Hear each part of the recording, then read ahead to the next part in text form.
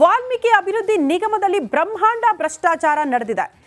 ಪ್ರಕರಣದ ಸಂಬಂಧ ಮತ್ತೋರ್ವನನ್ನ ಈಗ ಎಸ್ಐಟಿ ಅಧಿಕಾರಿಗಳು ಬಂಧಿಸಿದ್ದಾರೆ ಅನ್ನೋದರ ಡೀಟೇಲ್ಸ್ ಸದ್ಯ ಸಿಗ್ತಾ ಇದೆ. ಅಲ್ಲಿಗೆ ಈ ಹಿಂದೆ 9 ಜನರ ಬಂಧನ ಆಗಿತ್ತು, ಈಗ ಮತ್ತೊಬ್ಬನ ಬಂಧನ ಆಗಿದೆ ಎಸ್ಐಟಿ ಅಧಿಕಾರಿಗಳಿಂದ. ಒಂದ್ ಕಡೆ ಬಿ ನಾಗೇಂದ್ರ ಇಡಿ ಕಸ್ಟಡಿಯಲ್ಲಿ, ಈ ಕಡೆ ಎಸ್ಐಟಿ ಯಾವ ರೀತಿ ತನಿಖೆ ಮಾಡ್ತಿದೆ ಅನ್ನೋ ಕಾರಣಕ್ಕೆ 9 ಜನರ ಬಂಧನ ಆಗಿತ್ತು, ಈಗ ಮತ್ತೊಬ್ಬನನ್ನ ಬಂಧಿಸಿದ್ದಾರಂತೆ. ಆಂಧ್ರ ಮೂಲದ ಶ್ರೀನಿವಾಸ್ ರಾವ್ ಬಂಧಿತ ಆರೋಪಿ. ಕೇಸ್ನಲ್ಲಿ ಪ್ರಮುಖ ಪಾತ್ರ ವಹಿಸಿದ್ದಾನೆ ಆರೋಪಿ ಶ್ರೀನಿವಾಸ್ ಅನ್ನೋದರ ಡೀಟೇಲ್ ಸಿಗ್ತಾ ಇದೆ. ಬಿಎಸ್ಎನ್ಎಲ್ ಮಹಿಳಾ ಅಧಿಕಾರಿಯ ಒಬ್ಬರ ಪತಿಯಾಗಿದ್ದಾರೆ ಈ ಆರೋಪಿ ಸತ್ಯನಾರಾಯಣ್ ವರ್ಮಾ ಜೊತೆ ಸಂಪರ್ಕದಲ್ಲಿದ್ದರಂತೆ ಈ ಆರೋಪಿ. ವಾಲ್ಮೀಕಿ ನಿಗಮದ ಹಣ ಅಕ್ರಮವಾಗಿ ವರ್ಗಾವಣೆ ಆಗುವುದಕ್ಕೆ ಸಹಕಾರ ಕೊಟ್ಟಿರುವಂತ ಗಂಭೀರ ಆರೋಪ. ಇದೇ ರೀತಿ ಈ ಹಿಂದೆಯೂ ಕೂಡ ಕೃತ್ಯ ಎಸಗಿದ್ದ ಆರೋಪಿಗಳು. ಹಾಗಾಗಿ ಈತನೂ ಕೂಡ ಪ್ರಮುಖ ಈ ಪ್ರಕರಣಕ್ಕೆ ಸಂಬಂಧಪಟ್ಟಂತೆ. ಈ ಇಡೀ ಅಕ್ರಮದ ರೂವಾರಿ ಸತ್ಯನಾರಾಯಣ ವರ್ಮಾ, ಆತನ ಜೊತೆ ಈತ ಕೂಡ ಶಾಮೀಲಾಗಿದ್ದ ಅಂತ.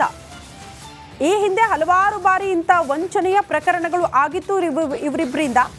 ಈಗ ಮತ್ತೊಮ್ಮೆ ವಾಲ್ಮೀಕಿ ನಿಗಮದ ಕೋಟಿ ಹಣ ಅಕ್ರಮ ವರ್ಗಾವಣೆ ವಿಚಾರದಲ್ಲಿ ಇಬ್ಬರು ಕೂಡ ಶಾಮೀಲಾಗಿದ್ದಾರೆ. ಈ ಬಗ್ಗೆ ಮತ್ತಷ್ಟು ಡೀಟೇಲ್ಸ್ ಅನ್ನ ಕೊಡ್ತಾ ಹೋಗ್ತಾರೆ ನಮ್ಮ ಪ್ರತಿನಿಧಿ ಮಾದೇಶ್ ದೂರವಾಣಿ ಸಂಪರ್ಕದಲ್ಲಿ. ಮಾದೇಶ್, ಈಗ ಮತ್ತೋರ್ವನ ಬಂಧನ ಎಸ್ಐಟಿ ಅಧಿಕಾರಿಗಳಿಂದ. ಯಾರಾತ, ಆತನ ಹಿನ್ನೆಲೆ ಏನು, ಆತನ ಪಾತ್ರ ಏನು? ಶ್ರುತಿ, ಒಂದು ಪ್ರಕರಣದಲ್ಲಿ ಪ್ರಮುಖ ಆರೋಪಿ ಶ್ರೀನಿವಾಸ್ ರಾವ್, ಆಂಧ್ರದ ವಿಶಾಖಪಟ್ಟಣಂ ಮೂಲದ ಈತ ಕಳೆದ ಹಲವು ವರ್ಷಗಳಿಂದ ಬೆಂಗಳೂರಿನ ಯಶವಂತಪುರದಲ್ಲಿ ವಾಸ ಆಗಿರ್ತಾನೆ. ಅಂದ್ರೆ ಈತ ಮತ್ತು ಮುಖ್ಯ ಆರೋಪಿ, ಈ ಒಂದು ಪ್ರಕರಣದಲ್ಲಿ ಮುಖ್ಯ ಆರೋಪಿ ಆಗಿರುವಂತ ಸತ್ಯನಾರಾಯಣ್ ವರ್ಮಾ ಏನಿದ್ದಾನೆ, ಇಬ್ರಿಗೂ ಕೂಡ ಹಲವು ವರ್ಷಗಳಿಂದಲೂ ಕೂಡ ಸ್ನೇಹ ಇರುತ್ತೆ. ಜೊತೆಗೆ ಒಂದಷ್ಟು ಹಣದ ವ್ಯವಹಾರ ಕೂಡ ಇಬ್ಬರ ಮಧ್ಯೆ ನಡೀತಿರುತ್ತೆ. ಈ ಆರೋಪಿ ಈಗಾಗಲೇ ಅರೆಸ್ಟ್ ಆಗಿದ್ದಾನಲ್ಲ ಶ್ರೀನಿವಾಸ್ ರಾವ್, ಆತನ ಪತ್ನಿ ಏನಿದ್ದಾಳೆ ಆಕೆ ಒಂದು ಸರ್ಕಾರಿ ನೌಕರಾಗಿದ್ದಾರೆ ಅಂತ ಕೂಡ ಒಂದಷ್ಟು ಮಾಹಿತಿ ಇದೆ. ಈ ಒಂದು ವಿಚಾರಗಳನ್ನ ಇಟ್ಕೊಂಡು ವಿಶಾಖಪಟ್ಟಣಂನ ಅಲ್ಲಿಂದ ಆಂಧ್ರದ ಮೂಲದ ವ್ಯಕ್ತಿಗಳನ್ನ ಬಳಸ್ಕೊಂಡು ಈ ಆರೋಪಿಗಳು ಕೃತ್ಯನ ಎಸಗ್ತಿದ್ರು ಅಂತ ಹೇಳಿ ತನಿಖೆ ವೇಳೆ ಗೊತ್ತಾಗಿದೆ. ಈ ಮುಂಚೆ ಒಂದಷ್ಟು ವರ್ಷಗಳ ಮುಂಚೆ ಛತ್ತೀಸ್ಗಢನಲ್ಲಿ ಆಕ್ಸಿಸ್ ಬ್ಯಾಂಕ್ ನಲ್ಲೂ ಕೂಡ ಇದೇ ರೀತಿಯಾದಂತ, ಈಗ ವಾಲ್ಮೀಕಿ ನಿಗಮದಲ್ಲಿ ಏನು ಹಣ ವರ್ಗಾವಣೆ ಆಗಿದೆ ಅದೇ ರೀತಿಯಾದಂತೆ ಅಲ್ಲೂ ಕೂಡ ಅಕ್ರಮವಾಗಿ ಹಣ ವರ್ಗಾವಣೆ ಮಾಡಿ ಅರೆಸ್ಟ್ ಆಗಿ ಅದಾದ್ಮೇಲೆ ಜೈಲಿನಿಂದ ಹೊರಗಡೆ ಬಂದು ಇಲ್ಲೂ ಕೂಡ ಅದೇ ರೀತಿಯಾದಂತ ಕೃತ್ಯವನ್ನ ಎಸಗಿದ್ದಾರೆ ಅಂತೇಳಿ ತನಿಖೆ ವೇಳೆ ಗೊತ್ತಾಗಿದೆ. ಈಗಾಗಲೇ ಆತನಿಂದ ಒಂದಷ್ಟು ವಸ್ತುಗಳನ್ನ ಜಪ್ತಿ ಮಾಡುವಂತ ಕೆಲಸನ ಮಾಡಲಾಗಿದೆ. ಜೊತೆಗೆ ಈ ಒಂದು ಕೇಸ್ನಲ್ಲಿ ಈತ 10 ಕೋಟಿ ರೂಪಾಯಿಗಳನ್ನ ನುಂಗಿದಾನ ಅನ್ನುವಂತ ಮಾಹಿತಿ ಕೂಡ ಎಸ್ಐಟಿ ಅಧಿಕಾರಿಗಳಿಗೆ ಸದ್ಯ ಲಭ್ಯ ಆಗಿದೆ. ಇಬ್ಬರಿಗೂ ಕೂಡ ಎಷ್ಟು ವರ್ಷಗಳಿಂದ ಕಾಂಟ್ಯಾಕ್ಟ್ ಇತ್ತು, ಜೊತೆಗೆ ಇವರ ಜೊತೆ ಟೀಮ್ ನಲ್ಲಿ ಇನ್ನು ಯಾರ್ಯಾರಿದ್ದಾರೆ ಎಲ್ಲದಕ್ಕೂ ಸಂಬಂಧಪಟ್ಟಂತೆ ಎಸ್ಐಟಿ ಅಧಿಕಾರಿಗಳು ತನಿಖೆ ಮಾಡ್ತಿದ್ದಾರೆ. ಸದ್ಯಕ್ಕೆ ಹೆಚ್ಚಿನ ತನಿಖೆ ನಡೆಸಲಾಗ್ತಿದೆ. ಶ್ರುತಿ. ಓಕೆ ಮಾದೇಶ್, ಧನ್ಯವಾದಗಳು ತಮ್ಮೆಲ್ಲ ಮಾಹಿತಿಗೆ. ವಾಲ್ಮೀಕಿ ಅಭಿವೃದ್ಧಿ ನಿಗಮದಲ್ಲಿ ಬ್ರಹ್ಮಾಂಡ ಭ್ರಷ್ಟಾಚಾರ ನಡೆದಿದೆ. ಪ್ರಕರಣದ ಸಂಬಂಧ ಮತ್ತೋರ್ವನನ್ನ ಈಗ ಎಸ್ಐಟಿ ಅಧಿಕಾರಿಗಳು ಬಂಧಿಸಿದ್ದಾರೆ ಅನ್ನೋದರ ಡೀಟೇಲ್ಸ್ ಸದ್ಯ ಸಿಗ್ತಾ ಇದೆ. ಅಲ್ಲಿಗೆ ಈ ಹಿಂದೆ 9 ಜನರ ಬಂಧನ ಆಗಿತ್ತು, ಈಗ ಮತ್ತೊಬ್ಬನ ಬಂಧನ ಆಗಿದೆ ಎಸ್ಐಟಿ ಅಧಿಕಾರಿಗಳಿಂದ. ಒಂದ್ ಕಡೆ ಬಿ ನಾಗೇಂದ್ರ ಇಡಿ ಕಸ್ಟಡಿಯಲ್ಲಿ, ಈ ಕಡೆ ಎಸ್ಐಟಿ ಯಾವ ರೀತಿ ತನಿಖೆ ಮಾಡ್ತಿದೆ ಅನ್ನೋ ಕಾರಣಕ್ಕೆ 9 ಜನರ ಬಂಧನ ಆಗಿತ್ತು, ಈಗ ಮತ್ತೊಬ್ಬನನ್ನ ಬಂಧಿಸಿದ್ದಾರಂತೆ. ಆಂಧ್ರ ಮೂಲದ ಶ್ರೀನಿವಾಸ್ ರಾವ್ ಬಂಧಿತ ಆರೋಪಿ. ಕೇಸ್ನಲ್ಲಿ ಪ್ರಮುಖ ಪಾತ್ರ ವಹಿಸಿದ್ದಾನೆ ಆರೋಪಿ ಶ್ರೀನಿವಾಸ್ ಅನ್ನೋದರ ಡೀಟೇಲ್ ಸಿಗ್ತಾ ಇದೆ. ಬಿಎಸ್ಎನ್ಎಲ್ ಮಹಿಳಾ ಅಧಿಕಾರಿಯ ಒಬ್ಬರ ಪತಿಯಾಗಿದ್ದಾರೆ ಈ ಆರೋಪಿ ಸತ್ಯನಾರಾಯಣ್ ವರ್ಮಾ ಜೊತೆ ಸಂಪರ್ಕದಲ್ಲಿದ್ದರಂತೆ ಈ ಆರೋಪಿ.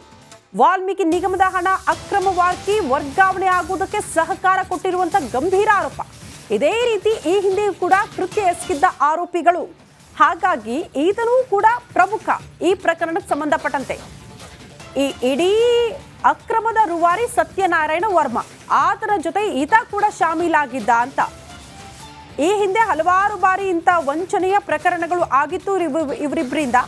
ಈಗ ಮತ್ತೊಮ್ಮೆ ವಾಲ್ಮೀಕಿ ನಿಗಮದ ಕೋಟಿ ಹಣ ಅಕ್ರಮ ವರ್ಗಾವಣೆ ವಿಚಾರದಲ್ಲಿ ಇಬ್ಬರು ಕೂಡ ಶಾಮೀಲಾಗಿದ್ದಾರೆ. ಈ ಬಗ್ಗೆ ಮತ್ತಷ್ಟು ಡೀಟೇಲ್ಸ್ ಅನ್ನ ಕೊಡ್ತಾ ಹೋಗ್ತಾರೆ ನಮ್ಮ ಪ್ರತಿನಿಧಿ ಮಾದೇಶ್ ದೂರವಾಣಿ ಸಂಪರ್ಕದಲ್ಲಿ. ಮಾದೇಶ್, ಈಗ ಮತ್ತೋರ್ವನ ಬಂಧನ ಎಸ್ಐಟಿ ಅಧಿಕಾರಿಗಳಿಂದ. ಯಾರಾತ, ಆತನ ಹಿನ್ನೆಲೆ ಏನು, ಆತನ ಪಾತ್ರ ಏನು? ಶ್ರುತಿ, ಒಂದು ಪ್ರಕರಣದಲ್ಲಿ ಪ್ರಮುಖ ಆರೋಪಿ ಶ್ರೀನಿವಾಸ್ ರಾವ್, ಆಂಧ್ರದ ವಿಶಾಖಪಟ್ಟಣಂ ಮೂಲದ ಈತ ಕಳೆದ ಹಲವು ವರ್ಷಗಳಿಂದ ಬೆಂಗಳೂರಿನ ಯಶವಂತಪುರದಲ್ಲಿ ವಾಸ ಆಗಿರ್ತಾನೆ. ಅಂದ್ರೆ ಈತ ಮತ್ತು ಮುಖ್ಯ ಆರೋಪಿ, ಈ ಒಂದು ಪ್ರಕರಣದಲ್ಲಿ ಮುಖ್ಯ ಆರೋಪಿ ಆಗಿರುವಂತ ಸತ್ಯನಾರಾಯಣ್ ವರ್ಮಾ ಏನಿದ್ದಾನೆ, ಇಬ್ರಿಗೂ ಕೂಡ ಹಲವು ವರ್ಷಗಳಿಂದಲೂ ಕೂಡ ಸ್ನೇಹ ಇರುತ್ತೆ. ಜೊತೆಗೆ ಒಂದಷ್ಟು ಹಣದ ವ್ಯವಹಾರ ಕೂಡ ಇಬ್ಬರ ಮಧ್ಯೆ ನಡೀತಿರುತ್ತೆ. ಈ ಆರೋಪಿ ಈಗಾಗಲೇ ಅರೆಸ್ಟ್ ಆಗಿದ್ದಾನಲ್ಲ ಶ್ರೀನಿವಾಸ್ ರಾವ್, ಆತನ ಪತ್ನಿ ಏನಿದ್ದಾಳೆ ಆಕೆ ಒಂದು ಸರ್ಕಾರಿ ನೌಕರರಾಗಿದ್ದಾರೆ ಅಂತ ಕೂಡ ಒಂದಷ್ಟು ಮಾಹಿತಿ ಇದೆ. ಈ ಒಂದು ವಿಚಾರಗಳನ್ನ ಇಟ್ಕೊಂಡು ವಿಶಾಖಪಟ್ಟಣಂನ ಅಲ್ಲಿಂದ ಆಂಧ್ರದ ಮೂಲದ ವ್ಯಕ್ತಿಗಳನ್ನ ಬಳಸ್ಕೊಂಡು ಈ ಆರೋಪಿಗಳು ಕೃತ್ಯವನ್ನ ಎಸಗ್ತಿದ್ರು ಅಂತ ಹೇಳಿ ತನಿಖೆ ವೇಳೆ ಗೊತ್ತಾಗಿದೆ. ಈ ಮುಂಚೆ ಒಂದಷ್ಟು ವರ್ಷಗಳ ಮುಂಚೆ ಛತ್ತೀಸ್ಗಢನಲ್ಲಿ ಆಕ್ಸಿಸ್ ಬ್ಯಾಂಕ್ ನಲ್ಲೂ ಕೂಡ ಇದೇ ರೀತಿಯಾದಂತ ಈಗ ವಾಲ್ಮೀಕಿ ನಿಗಮದಲ್ಲಿ ಏನು ಹಣ ವರ್ಗಾವಣೆ ಆಗಿದೆ ಅದೇ ರೀತಿಯಾದಂತೆ ಅಲ್ಲೂ ಕೂಡ ಅಕ್ರಮವಾಗಿ ಹಣ ವರ್ಗಾವಣೆ ಮಾಡಿ ಅರೆಸ್ಟ್ ಆಗಿ ಅದಾದ್ಮೇಲೆ ಜೈಲಿನಿಂದ ಹೊರಗಡೆ ಬಂದು ಇಲ್ಲೂ ಕೂಡ ಅದೇ ರೀತಿಯಾದಂತ ಕೃತ್ಯವನ್ನ ಎಸಗಿದ್ದಾರೆ ಅಂತೇಳಿ ತನಿಖೆ ವೇಳೆ ಗೊತ್ತಾಗಿದೆ. ಈಗಾಗಲೇ ಆತನಿಂದ ಒಂದಷ್ಟು ವಸ್ತುಗಳನ್ನ ಜಪ್ತಿ ಮಾಡುವಂತ ಕೆಲಸನ ಮಾಡಲಾಗಿದೆ. ಜೊತೆಗೆ ಈ ಒಂದು ಕೇಸ್ನಲ್ಲಿ ಈತ 10 ಕೋಟಿ ರೂಪಾಯಿಗಳನ್ನ ನುಂಗಿದಾನನ್ನುವಂತ ಮಾಹಿತಿ ಕೂಡ SIT ಅಧಿಕಾರಿಗಳಿಗೆ ಸದ್ಯ ಲಭ್ಯ ಆಗಿದೆ. ಇಬ್ಬರಿಗೂ ಕೂಡ ಎಷ್ಟು ವರ್ಷಗಳಿಂದ ಕಾಂಟ್ಯಾಕ್ಟ್ ಇತ್ತು, ಜೊತೆಗೆ ಇವರ ಜೊತೆ ಟೀಮ್ ನಲ್ಲಿ ಇನ್ನು ಯಾರ್ಯಾರಿದ್ದಾರೆ ಎಲ್ಲದಕ್ಕೂ ಸಂಬಂಧಪಟ್ಟಂತೆ SIT ಅಧಿಕಾರಿಗಳು ತನಿಖೆ ನಡೆಸುವಂತ ಮಾಡ್ತಿದ್ದಾರೆ. ಸದ್ಯಕ್ಕೆ ಹೆಚ್ಚಿನ ತನಿಖೆ ನಡೆಸಲಾಗ್ತಿದೆ. ಶ್ರುತಿ. ಓಕೆ ಮಾದೇಶ್, ಧನ್ಯವಾದಗಳು ತಮ್ಮೆಲ್ಲ ಮಾಹಿತಿಗೆ.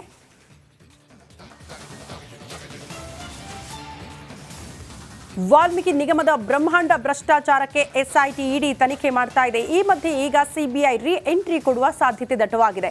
ಅದಕ್ಕಾಗಿ CBI ಸಖತ್ ಟೀಮ್ ವರ್ಕೌಟ್ ಮಾಡ್ತಾ ಇದೆಯಂತೆ. ಅದೇಗಂತೀರಾ, ಮತ್ತಿಬ್ಬರು ಕಾಂಗ್ರೆಸ್ ಶಾಸಕರ ಅಂಧರ್ ಮಾಡೋದಕ್ಕೆ ಬಲೆ ಹೆಣೆದಿದೆಯಂತೆ. ಈ ಕುರಿತ ಒಂದು ರಿಪೋರ್ಟ್ ಇಲ್ಲಿದೆ ನೋಡಿ.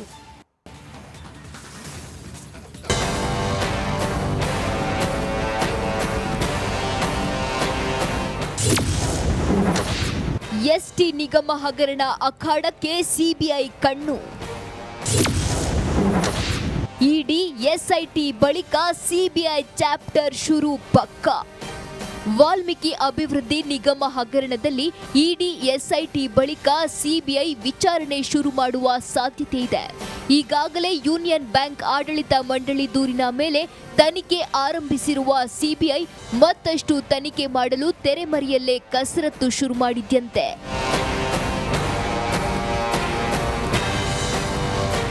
ಸದ್ಯ SIT ನಡೆಸುತ್ತಿರುವ ಪ್ರಕರಣ ಮಹತ್ತರ ಘಟ್ಟ ತಲುಪಿದ್ದು, ಅಂದುಕೊಂಡಂತೆ ಆದ್ರೆ CBI ಪ್ರಕರಣದ ತನಿಖೆ ಸದ್ಯದಲ್ಲೇ ಆರಂಭಿಸಲಿದೆ ಎನ್ನಲಾಗ್ತಿದೆ. 187 ಕೋಟಿ ಹಗರಣ ಎಂದ ಕೂಡಲೇ ಪ್ರಕರಣಕ್ಕೆ ಎಂಟ್ರಿ ಆಗಿರೋ CBI 200 ಅಕೌಂಟ್ಗಳಿಗೆ ಹಣ ವರ್ಗಾವಣೆ ಕುರಿತು ಮಾಹಿತಿ ಕಲೆ ಹಾಕಿ ಅಕೌಂಟ್ ಮಾಲೀಕರನ್ನ ವಿಚಾರಣೆ ಮಾಡಿದೆ.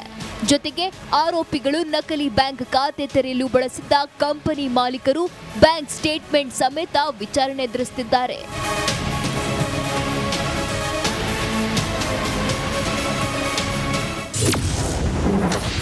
ಇಡಿ ಬಳಿಕ ನಾಗೇಂದ್ರಗೆ CBI ಕಂಟಕ ಫಿಕ್ಸ್.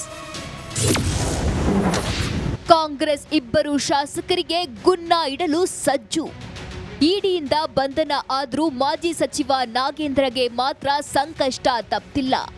SIT ಇಡಿ ಬಳಿಕ CBIನ ಮತ್ತೊಂದು ಚಾಪ್ಟರ್ ಓಪನ್ ಆಗೋದು ಫಿಕ್ಸ್ ಎನ್ನಲಾಗಿದೆ.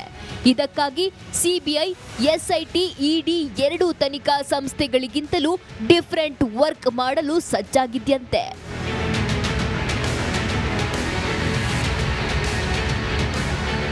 ಗ್ರೌಂಡ್ ಲೆವೆಲ್ನಲ್ಲಿ ಇಂಚಿಂಚು ಮಾಹಿತಿ ಕಲೆ ಹಾಕಿರುವ CBI ಕರ್ನಾಟಕ, ಆಂಧ್ರ ಎರಡೂ ರಾಜ್ಯದಲ್ಲೂ ತನಿಖೆಯ ಬಾಹುವನ್ನ ಚಾಚಿದ್ಯಂತೆ. ಅದಷ್ಟೇ ಅಲ್ಲದೆ ಇಬ್ಬರು ಶಾಸಕರ ಬಗ್ಗೆಯೂ CBI ಮಾಹಿತಿ ಸಂಗ್ರಹಿಸಿದ್ಯಂತೆ. ಈ ಮೂಲಕ ಕೈಪಡೆಗೆ ಮತ್ತಷ್ಟು ಆತಂಕ ಹುಟ್ಟಿಸುವ ತಂತ್ರವನ್ನ CBI ಮಾಡುವುದು ಸತ್ಯ ಎನ್ನಲಾಗ್ತಿದೆ. Bureau report, republic Kannada.